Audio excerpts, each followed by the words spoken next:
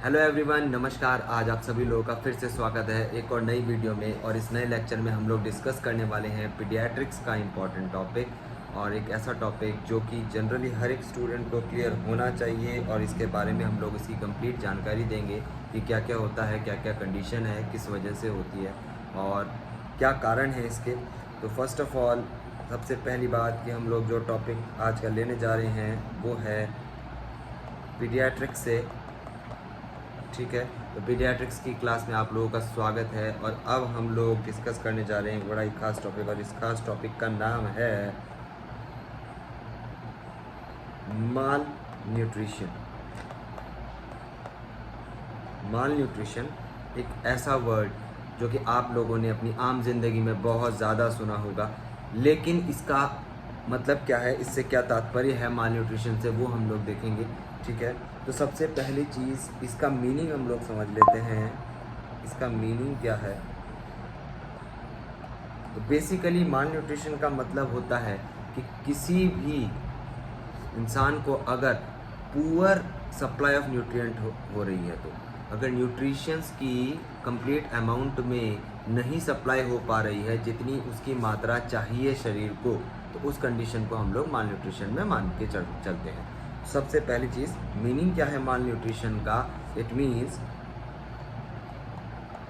Poor supply of nutrients. तो poor supply of क्या है? न्यूट्रिएंट्स है। किसका पुअर सप्लाई है? न्यूट्रिएंट्स का। Is that clear? इतना एक सिंपल सी इसकी डेफिनेशन है और कुछ इसमें इतना ज़्यादा है नहीं। ठीक है, अगला जो हम लोग देखने जा रहे हैं कि भैया इसमें सबसे खास बात क्या क्या है, कि इसमें हम लोग सबसे ज़्यादा क्या पढ़ते हैं माल न्यूट्रिशन के अंदर, कि माल न्यूट्रिशन के अंदर होता क्या है, आता क्या है। जो टू मेजर कैटेगरीज है, सबसे पहले हम लोग एक बेसिक सा कॉन्सेप्ट अपना क्लियर कर लेते हैं, उसको आप लोग देख लीजिए। बेसिकली जो न्यूट्रिएंट्स होते हैं हमारे, न्यूट्रिएंट्स जो हैं वो दो प्रकार के हैं।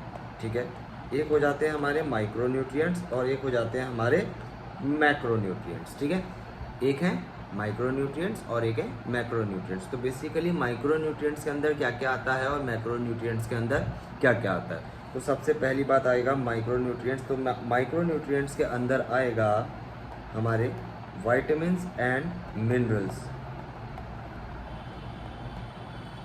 विटामिन्स और मिनरल जो हैं वो आते हैं हमारे किसके अंडर में?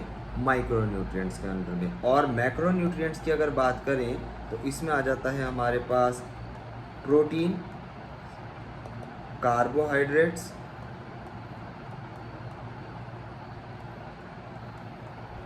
And fat.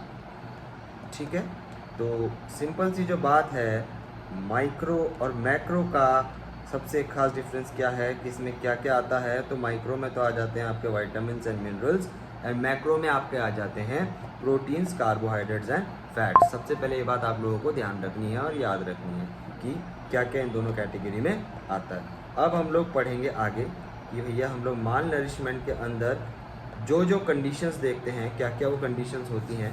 तो सबसे पहली चीज़, सबसे पहला नाम उस कंडीशन का हम लोगों को जो देखने को मिलता है, दो कंडीशंस देखने को मिलती है। एक को हम लोग बोलते हैं मैरास्मस और दूसरी कंडीशन को हम लोग बोलते हैं क्वाशरकर। तो मैरास्मस और क्वाशरकर ये दो इम्पॉर्टेंट बीमारियां जिसके बारे में हमें पूरी जानकारी होनी चाहिए और जिसके बारे में हम लोग आज डिस्कस करने वाले हैं। तो लेट्स स्टार्ट मैरास्मस एंड क्वाशरकर। तो सबसे पहले हम लोग स्टार्ट करेंगे मैरास्मस से। ओके, तो एक हेडिंग बना देते हैं हम लोग, मैरास्मस। ओके, तो मैरास्मस में हम लोग क्या देखेंगे? मैरास्मस में सबसे पहले चीज़ कि इसका एक बेसिक जो हम लोगों को जानना है कि मैरास्मस वर्ड जो है वो आया कहाँ से, कैसे उसका जन्म हुआ।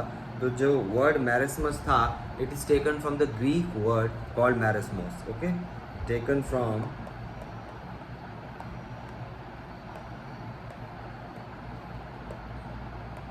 Greek word called marasmos. और ये जो ग्रीक वर्ड था मैरेस्मोस, इसका अर्थ क्या था, इससे क्या तात्पर्य था? It is called as the severe wasting of muscles. ठीक है, क्या है ये? अपनी सीवियर वास्टिंग है किसकी? मसल्स की। यानी कि किसका लॉस हो रहा है? मसल्स का लॉस हो रहा है, और वो भी सीवियर कंडीशन से, यानी कि अत्यधिक मात्रा में मसल्स का लॉस हो रहा है। तो बेसिकली मेरिस्मस जो कंडीशन है, that is the name taken from the Greek word called marasmus, and it is called as the severe wasting of muscles. Okay, इतना आप सभी लोगों को क्लियर हो गया। अब हम लोग इसमें आगे देखेंगे सीवियर वास्टिंग ऑफ मसल्स। ठीक है, नाउ ये डेफिशिएंसी जो होती है, ये होती किस कारण है? ओके, किस कारणवश ये डेफिशिएंसी हमें देखने को मिलती है? तो बेसिकली अगर हम सीवियर वास्टिंग ऑफ मसल्स की बात कर रहे हैं, तो इसमें सबसे पहली चीज़ डेफिशिएंसी किसकी आएगी? डेफिशिएंसी इसमें होगी आपकी प्रोटीन की, एज वेल एज कैलोरीज की। ठीक है, यानी कि किस किस की डेफिशिएंसी हो रही है? प्रोटीन की भी हो रही है और कैलोरीज की भी हो रही है। ओके, दैट्स वाई इसकी अंदर जो कि हम जानते हैं कि प्रोटीन और कैलोरीज की दोनों की डेफिशिएंसी हो रही है, इसी कारणवश इस माल न्यूट्रिशन को नाम दिया गया है protein energy mall nutrition. Is that clear? Protein energy mall nutrition. तो प्रोटीन एनर्जी माल न्यूट्रिशन क्यों दिया गया है नाम? क्योंकि इसमें दोनों चीज़ का लॉस हो रहा है, एक तो प्रोटीन को हो रहा है, दूसरा कैलोरीज को हो रहा है, यानी कि कैलोरीज बर्न हो रही है, यानी कि एनर्जी का लॉस हो रहा है। तो basically it is called protein energy mall nutrition. ठीक है, इतना क्लियर हो गया। अब हम लोग एक खास बात जानेंगे प्रोटीन के रिगार्डिंग, कि प्रोटीन का जो लॉस है वो किस किस वजह से, कौन सा जो है लॉस हो रहा है। क्योंकि इसमें दो कैटेगरी हैं जो आप लोगों को पता होनी चाहिए इस डिजीज़ कंडीशन के लिए। सबसे पहली तो ये कि जो प्रोटीन है वो मेजरली दो जो प्रोटीन है हमारे शरीर में, एक तो है हमारा सोमैटिक प्रोटीन, दूसरा है हमारा विसरल प्रोटीन। ठीक है, एक तो हो गया हमारा सोमैटिक प्रोटीन, एक हो गया हमारा विसरल प्रोटीन। तो बेसिकली जो सोमैटिक प्रोटीन है वो तो है लॉस इसमें किसका होता है? स्केलेटल मसल्स का। ठीक है, अगर सोमैटिक प्रोटीन इफेक्ट हो रहा है, क्योंकि सोमैटिक प्रोटीन से क्या फॉर्मेशन है आपकी? स्केलेटल मसल्स की। और विसरल प्रोटीन से क्या है? सभी ऑर्गन्स जो हैं वो फॉर्म्ड है। ठीक है, सभी ऑर्गन्स जो हैं वो किससे फॉर्म्ड है? आपके विसरल प्रोटीन से। तो इस बीमारी की सबसे खास बात क्या है कि ये तभी होती है जब इसमें हो रहा है किसका लॉस? सिर्फ और सिर्फ सोमैटिक प्रोटीन का लॉस। ओके, तो जब सोमैटिक प्रोटीन का लॉस हो रहा है उस कंडीशन में हम लोग उस कंडीशन में मेरिस्मस बोलेंगे उस माल न्यूट्रिशन को। Is that clear? तो बेसिकली हमने कुछ चीज़ जान ली कि it is also called protein energy mall nutrition. उसका कारण क्या है प्रोटीन एनर्जी माल न्यूट्रिशन होने का? कि उसमें प्रोटीन और कैलोरी दोनों का जो है वो फुलफिलमेंट नहीं हो पा रही है, न्यूट्रिशन अमाउंट। और दूसरी चीज़ क्या है कि उसमें प्रोटीन का किसका लॉस हो रहा है? सोमैटिक प्रोटीन का, यानी कि स्केलेटल मसल्स के प्रोटीन का लॉस हो रहा है। अब हमने देखने हैं कि इसमें हमें क्या क्या साइंस देखने को मिलते हैं।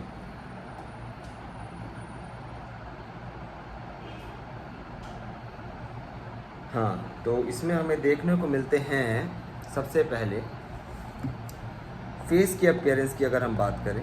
ठीक है, तो फेस की अपीयरेंस में बात करें तो हमें पेशेंट में देखने को मिलते हैं monkey type face, monkey face appearance, monkey face appearance. उसकी जो ये गालें होंगी ये कुछ इस प्रकार से होंगी कि उसकी जो मोंकी जैसा फेस होगा उसका, या तो फिर आप लोग इसको कह सकते हैं ओल्ड मैन फेस। ठीक है, जिस प्रकार से सपोज कीजिए आदमी है और इसका जो फेस है वो थोड़ा इस प्रकार से लटका हुआ टाइप का, उसके ऐसे चुटियाँ ऐसे पड़ जाना और ये थोड़ा लटक जाना, तो बेसिकली ये कैसा हो जाता है? ओल्ड मैन लाइक फेस, जैसे कि बूढ़े आदमी का फेस हो और उसके साथ साथ monkey like face, monkey face appearance इसमें हमें देखने को मिलती है। ठीक है, ये इसके फीचर्स हैं। ठीक है, फीचर्स हैं पेशेंट के, जो उसमें फीचर्स उसके देखने को मिलेंगे। इसके अलावा एक और जो खास चीज़ हमें इसमें पेशेंट को देखने को मिलती है वो हमें देखने को मिलती है। इसकी चेस्ट में, इसकी थाइज में, इन सब जगह अपीयरेंस जो है थोड़ी ख़राब होगी। और सबसे मोस्ट इम्पॉर्टेंट जो अपीयरेंस जो है इफेक्ट होगी वो किसकी होगी?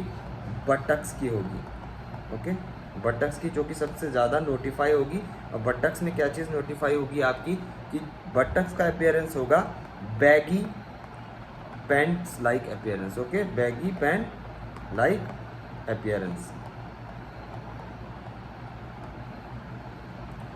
ये बैगी पैंट लाइक अपीयरेंस यानी कि जैसे कि बैलून पैंट्स आती थी, बैगी पैंट है, ठीक है, थोड़ी लटकी हुई, थोड़ी उभरी हुई, ठीक है, उस प्रकार से बैगी पैंट्स लाइक अपीयरेंस जो है वो किसकी हो जाएगी? बटक्स की हो जाएगी इन केस ऑफ आपका मरासमस। ठीक है, a type of malnutrition marasmus called.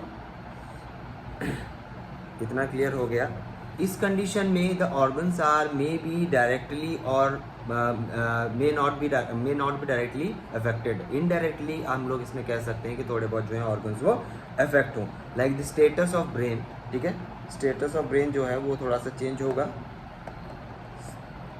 Status of brain ये हमें देखना पड़ेगा कि ये एक्टिव है या अलर्ट है या नहीं है। ओके, ये चीज़ें हमें खुद से आइडिया लगाना पड़ेगा। दूसरी चीज़ क्या है कि हंगर का हम लोग नोटिफाई करेंगे, हंगर प्रेजेंट है या एब्सेंट है, प्रेजेंट और एब्सेंट। ठीक है, अब हंगर प्रेजेंट है एब्सेंट है वो कंडीशन है, वो उसमें देखने को हमें मिलेगी। वो ऑर्गन्स के अफेक्ट होंगे, इनडायरेक्टली अफेक्ट होंगे अगर। ठीक है, अब ये था पूरा का पूरा मैरास्मस के बारे में। सिंपल से डिजीज कंडीशन है, कोई इतना कॉम्प्लिकेशंस नहीं है, इजी टू अंडरस्टैंड है, इजी टू ग्रेस्प है। इसके बाद हम लोग जो दूसरी कंडीशन के बारे में बात करते हैं वो करते हैं क्वाशरकोर के बारे में। क्वाशरकोर के बारे में, ठीक है, किसके बारे में हमने बात कर ली? क्वाशरकोर के बारे में। अब भैया क्वाशरकोर के बारे में हमें क्या पता चलेगा? जिस प्रकार से हमने उसमें देखा कि सीवियर मैस्टिंग ऑफ मसल्स हुई, और सबसे ज़्यादा इफेक्ट किसकी वजह से हुआ? कौन सी मसल्स की वजह से? सोमैटिक की वजह से। लेकिन इसमें जो है एक खास चीज़ है वो आप लोगों ने देखनी है कि इसमें जो वीनिंग होगी, ठीक है, वीनिंग, उसकी सिकनेस हो जाएगी। वीनिंग मतलब, वीनिंग में क्या होता है? कॉम्प्लीमेंट्री फीडिंग देते हैं बच्चों को।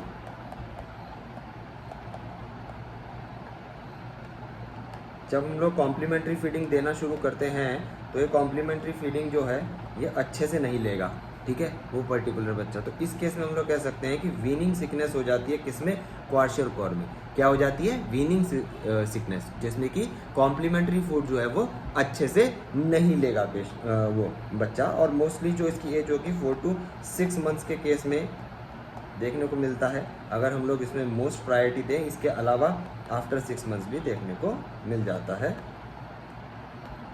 और मोस्ट प्रोबेबली ये देखने को मिलता है 4 to 6 मंथ्स के किड्स में। ओके, चलो, इतना क्लियर हो गया क्वाशरकोर के बारे में, मैरास्मस के बारे में। अब हम लोग आगे बढ़ते हैं इसी डिजीज कंडीशन में कि क्वाशरकोर में सबसे मेजर चीज़ क्या है कि भूख लगना। अब ये जो भूख लग रही है ये किस प्रकार से लग रही है? इसका एक पैटर्न है, ये आप सभी लोग देखें।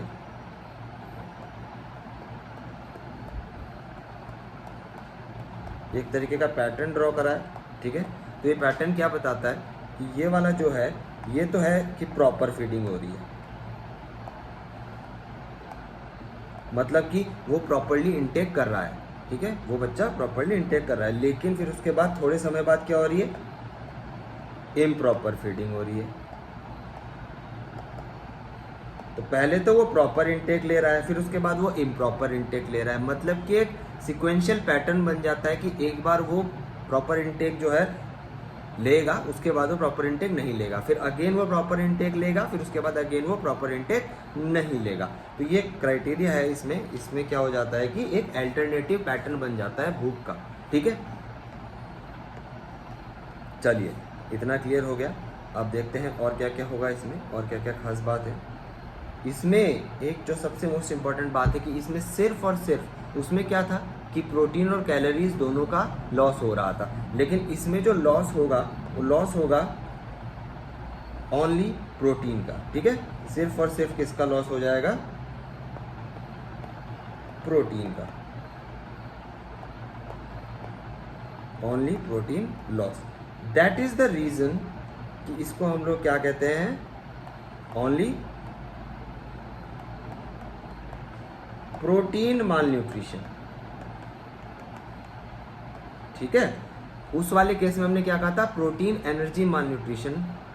कारण क्या था कि मैरास्मस के केस में प्रोटीन और कैलोरीज दोनों का लॉस हो रहा था और प्रॉपर अमाउंट में नहीं इंटेक हो पा रहा था, और इस केस में जो है प्रोटीन माल न्यूट्रिशन है, यानी कि सिर्फ और सिर्फ प्रोटीन का लॉस हो रहा है। ओके, क्लियर, ये समझ गए। और एक और जो इसमें खास बात है, इसमें दोनों टाइप के जो प्रोटीन हैं, यानी कि सोमैटिक एंड विसरल, जो कि ऑर्गन्स के प्रोटीन था और एक आपके स्केलेटल मसल्स का प्रोटीन था, तो इसमें सोमैटिक और विसरल दोनों ही प्रकार के मसल्स का लॉस होगा, ठीक है। तो जब सोमैटिक और विसरल दोनों प्रकार के मसल्स का लॉस होगा, उसके साथ साथ सिर्फ प्रोटीन का लॉस होगा, उस कंडीशन को हम लोग क्वाशरकोर मानेंगे, और उस केस में हम लोग उसको क्या बोलेंगे, सिर्फ प्रोटीन माल न्यूट्रिशन का केस मानेंगे। क्या मानेंगे, सिर्फ और सिर्फ प्रोटीन माल न्यूट्रिशन का। ओके, अब हम लोग देखते हैं इसके कुछ क्लिनिकल फीचर्स। जिस प्रकार से उसमें हमें कुछ अपीयरेंसेस और क्लिनिकल फीचर्स देखने को मिले थे, इसमें भी हमें कुछ उसी प्रकार से क्लिनिकल फीचर्स देखने को मिलेंगे।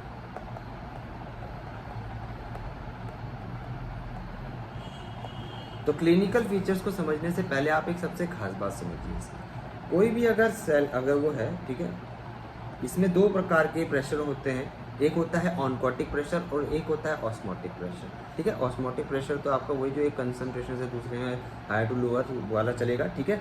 लेकिन जो ऑनकोटिक प्रेशर है वो कुछ इस प्रकार का प्रेशर होता है कि कोई भी चीज़ अगर outside into the interstitial space जा रही है सेल से बाहर निकल कर, तो उस ऑनकोटिक प्रेशर का काम होता है इसको बैलेंस करना और एक उल्टा फोर्स लगाना अंदर की ओर, इस प्रकार से। अब ये जो आपका अपोजिट फोर्स लगेगा अंदर की ओर, इसकी वजह से क्या होगा, जो अंदर का आपका फ्लूइड होगा, अंदर का जो आपका यहाँ का जो फ्लूइड होगा, ये बाहर नहीं जाएगा इस सेल से, इस पर्टिकुलर जगह से, ठीक है।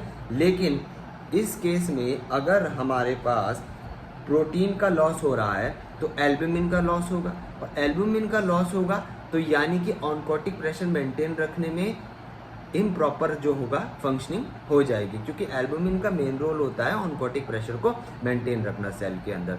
उसी वजह से क्या होगा कि जो अंदर का फ्लूइड होगा वो लीक हो जाएगा इंटरस्टिशियल स्पेसेस में, जिसकी वजह से एडिमा इसमें हमें as a main clinical feature देखने को मिलता है, ठीक है।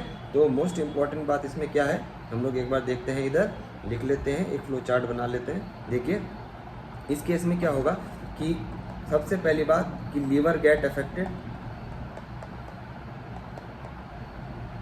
ओके, लीवर इफेक्ट होगा, ठीक है। तो लीवर अगर इफेक्ट होगा तो इम्प्रॉपर सिंथेसिस हो जाएगा एल्ब्यूमिन का, इम्प्रॉपर सिंथेसिस ऑफ एल्ब्यूमिन। अब जब इम्प्रॉपर सिंथेसिस ऑफ एल्ब्यूमिन होगा, उसकी वजह से क्या होगा, डिक्रीज अमाउंट ऑफ एल्ब्यूमिन। अब डिक्रीज हो जाएगा एल्ब्यूमिन तो क्या होगा, डिक्रीज ऑनकोटिक प्रेशर, वही प्रेशर जो मैंने आप लोगों को अभी समझाया कि जो रिस्पॉन्सिबल होता है अंदर बनाए रखने के लिए फ्लूइड को, और उसके बाद उसकी वजह से क्या होगा, फ्लूइड का लीकेज हो जाएगा टू इंटरस्टिशियल स्पेसेस, ठीक है, टू इंटरस्टिशियल स्पेसेस। अब इसकी वजह से क्या होगा कि एडिमा देखने को हमें मिल जाएगा, और एडिमा कौन सा होगा, पिटिंग एडिमा।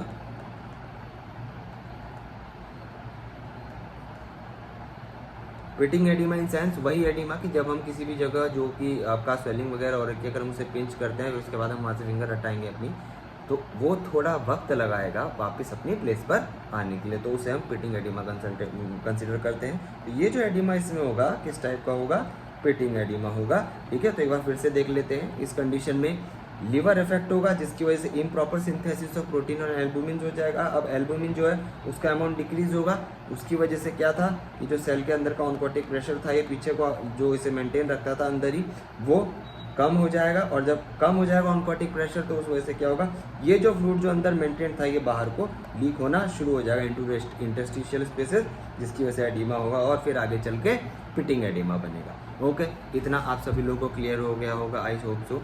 और इसकी जो सबसे खास और मोस्ट इम्पॉर्टेंट बात है कि ये जो एडिमा है, ये एडिमा स्टार्ट होगा कहाँ से? ये एडिमा स्टार्ट होगा आप लोगों की लोअर एक्सट्रीमिटीज से, ठीक है? कहाँ से स्टार्ट होगा? लोअर एक्सट्रीमिटीज से। तो एक बार देख लेते हैं।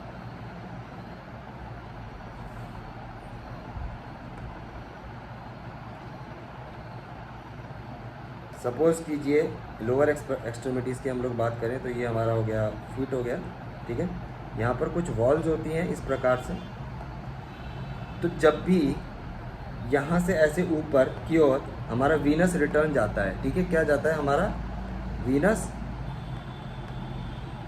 रिटर्न जाता है। तो पहली बात, नीचे गुरुत्वाकर्षण ज़्यादा है, ग्रेविटेशनल फोर्स ज़्यादा है, तो ड्यू टू ग्रेविटी सबसे पहले एडिमा कहाँ होगा? लोअर एक्सट्रीमिटीज़ में होगा, यानी कि नीचे होगा। लेकिन कैसे होगा? कि जो वीनस रिटर्न जा रहा होता है वो इन फ्लैप्स को क्रॉस करते हुए जा रहा होता है, और ये फ्लैप्स जो है ये बने हैं आपके प्रोटीन के। लेकिन इस केस में क्या हो गया भैया कि प्रोटीन का तो पहले ही लॉस हो रहा है। अब प्रोटीन का लॉस हो रहा है तो ये प्रॉपर्ली जो है ये फ्लैप एक बार ओपन होता है, एक बार क्लोज होता है, धक्का मारता है इस प्रकार से और ऊपर जाता है, उसकी वजह से आपका वीनस रिटर्न। लेकिन जब ये आपकी इसकी जो है ये आपकी प्रोटीन की यहाँ पर डेफिशिएंसी हो जाएगी तो ये इम्प्रॉपरली वर्क करेगा और अच्छे से वर्क नहीं कर पाएगा, जिसकी वजह से होगा क्या? एज अ रिजल्टेंट सारा का सारा फ्लूइड यहीं रुकना शुरू हो जाएगा, और जब ये यहाँ रुकना शुरू हो जाएगा तो ये सेल से आगे आपकी इंटरस्टिशियल स्पेसेस जितनी बाहर की होंगी उसमें लीक होना शुरू हो जाएगा, और धीरे धीरे धीरे कर कर ये आपका जो पैर है ये स्वेल होना शुरू हो जाएगा, ठीक है? इस प्रकार से इसमें पिटिंग एडिमा होगा इस कंडीशन में, ठीक है? तो ये तो हमने देख लिया लोअर एक्सट्रीमिटीज़ का क्लिनिकल फीचर। अब हम लोग आगे बात करेंगे एक और क्लिनिकल फीचर किस, ये भी बड़ा इम्पॉर्टेंट है, और ये हमें देखने को मिलता है टंग में। अब टंग में हमें ऐसा क्या देखने मिलता है? सपोज कीजिए ये है आपकी टंग, ठीक है? और ये जो टंग है इसमें छोटे छोटे छोटे छोटे इसमें क्या होते हैं? पैपिले होते हैं। क्या होते हैं? पैपिले, ठीक है? अब ये जो पैपिले हैं यहीं पर क्या होती है कि ग्रिप होती है फूड को ग्रेस्ट करने की, ठीक है? और उसके साथ साथ टेस्ट भी होता है, ठीक है? तो यहाँ पर क्या होती है? ग्रिप भी होती है और टेस्ट भी यहीं से मैनेज होता है। लेकिन इस कंडीशन में क्या हो जाता है कि जो आपकी जो टंग है, ठीक है ना, वहाँ के जो पैपिले हैं वो डिसअपियर हो जाते हैं। क्या हो जाते हैं?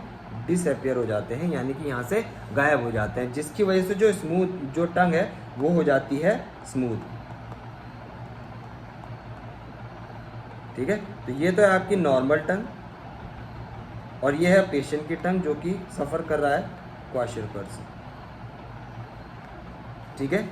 इसके केस में क्या है? इसके केस में आपकी क्या है? जो टंग है इसमें पैपिले हैं, ठीक है? उसमें ग्रिप है, उसमें टेस्ट है, लेकिन इस केस में क्या है? आपके जो पैपिले हैं वो डिसअपियर हो जाएंगे और टंग हो जाएगी स्मूथ, तो उसकी पूरी की पूरी फंक्शनिंग अल्टर हो जाएगी। Is that clear? अब हम लोग जो इसका अगला फीचर देखेंगे वो और ही शानदार फीचर है और बहुत अच्छा है। अगर आप लोग इजीली समझ लें तो बहुत इजी टू ग्रेस्प है, बहुत इजीली आप लोगों को लर्न हो जाएगा, इतना कोई इसमें बड़ी बात नहीं है, ठीक है? तो अगला जो है वो आता है आपका डिसपिगमेंटेशन, ठीक है? क्या आता है आपका? डिसपिगमेंटेशन। तो डिसपिगमेंटेशन में जो है किस किस चीज़ों पर फर्क पड़ेगा? एक तो पड़ जाएगा आपके हेयर्स पर, दूसरा पड़ जाएगा आपका स्किन पर, ठीक है ना? और पिगमेंटेशन में जो जो एलिमेंट्स इफेक्ट होंगे मोस्टली जिंक, कॉपर, आयरन, कुछ इस प्रकार के हैं जो नेसेसरी एलिमेंट्स हैं, ठीक है? ये इफेक्ट होंगे। खैर हमें उस पर अभी नहीं जाना है, अभी हमें देखना है कि हेयर्स में क्या चेंजेस आएंगे। तो हेयर्स में चेंजेस देख लीजिए कुछ इस प्रकार से।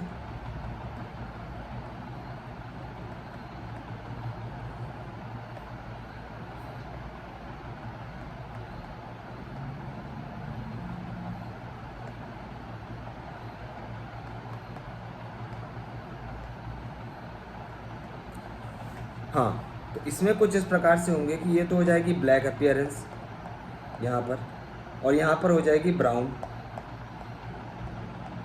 फिर हो जाएगी ब्लैक, फिर हो जाएगा ब्राउन। इस प्रकार से black brown black brown black brown का एक पैटर्न बनेगा। और ये जो पैटर्न बनेगा किसकी तरह अपीयर होगा, जैसे कि कोई झंडा है, जैसे कि कोई फ्लैग है, ठीक है। इसलिए इसको हम लोग बोलते हैं फ्लैग साइन। इसलिए हम लोग इसको क्या बोलेंगे, फ्लैग साइन बोलेंगे हेयर्स के केस में। क्लियर। अब हम लोग आगे देखेंगे, फ्लैग साइन हम लोगों ने देख लिया। अब इसके बाद हम लोगों को जो इसमें एक और चीज़ देखने को मिलती है, वो देखने को मिलती है कि कुछ लीनियर जो प्रोटीन होते हैं ऐसे सीधे, ठीक है, तो इस कंडीशन में वो किस प्रकार के हो जाते हैं, इस प्रकार के हो जाते हैं, इस प्रकार, ठीक है। जिसकी वजह से क्या होगा, जो आपके जो बाल होंगे, हेयर्स होंगे, वो कैसे हो जाएंगे,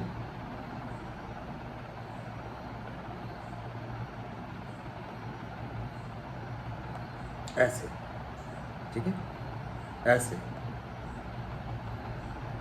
ऐसे ऐसे।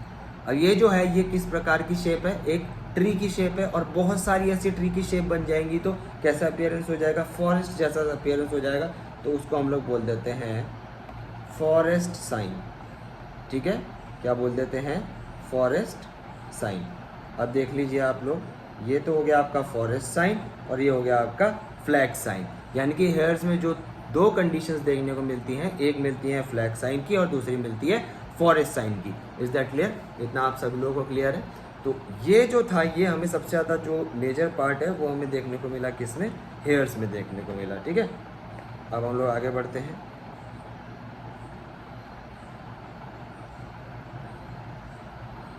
अब हमने हेयर्स का देख लिया, तो अब हम लोग फोकस करेंगे स्किन के ऊपर। अब स्किन में क्या होगा, स्किन में कंडीशन आएगी जिसको हम लोग बोलते हैं डर्मेटोसिस, ठीक है। डर्मेटोसिस की कंडीशन आएगी, और डर्मेटोसिस की कंडीशन में होगा क्या, ये देखिए आप लोग। सपोज कीजिए जो हैंड्स हैं, इसमें कुछ इस प्रकार से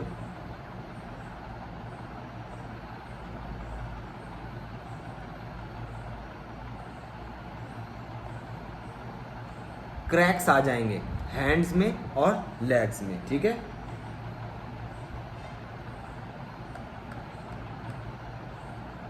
cracks in hands and legs. और इन क्रैक्स इन हैंड्स को किस अपीयरेंस से हम लोग तुलनात्मक रूप से देखेंगे, उसको हम लोग देखेंगे फ्लैंकी पेंट अपीयरेंस।